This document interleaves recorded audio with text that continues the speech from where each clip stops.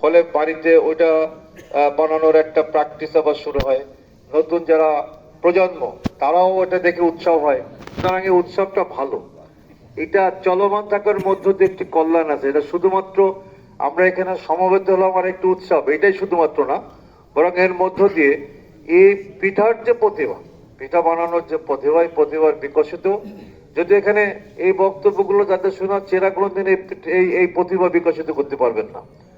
যাদের শোনার কথা তারা এখানে অনুপস্থিত, ফলে আপনারা এই কথা নিয়ে তাদের পর্যন্ত পৌঁছাবেন, তাতে অসুবিধা নাই, সুবিধা আছে।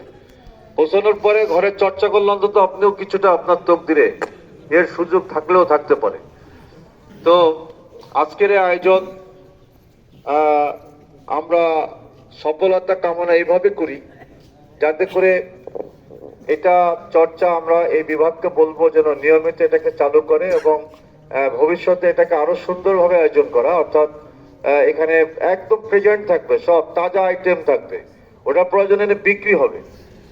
উৎসবগুলো এভাবে হয়, টেন্ট হবে, সেখানে প্রত্যেক টেন্টে প্রত্যেকের আইটেম থাকবে, ব্যানার ঝুলানো থাকবে, এটা কোন আইটেম কাদের।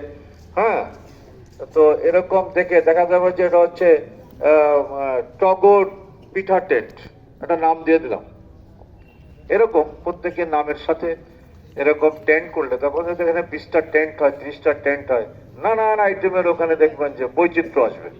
একটা এলাকাতে কে কোন ধরনের কত আইটেমের এটা পিঠা তৈরি করতে পারে সেটা তো দেখারও বিষয় আছে। মানুষ তো এগুলো ভুলেই যাচ্ছে, কেউ কারো বাড়িতে পিঠা খাওয়ার দাওয়াত দেয় না, অন্তত উৎসবে এসে দেখবে টেন্টের মধ্যে পিঠা আছে।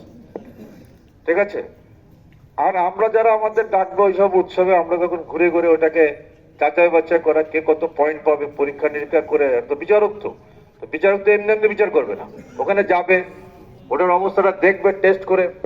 হ্যাঁ, তো আমি এই ধরনের দুটো একটা পিঠা উৎসবে এর আগে গিয়েছি, এরকম না, সে টেন্ট আছে, টেন্টের আমারই দায়িত্ব বললো প্রধান বিচারকের, সাথে আরো কয়েকজন।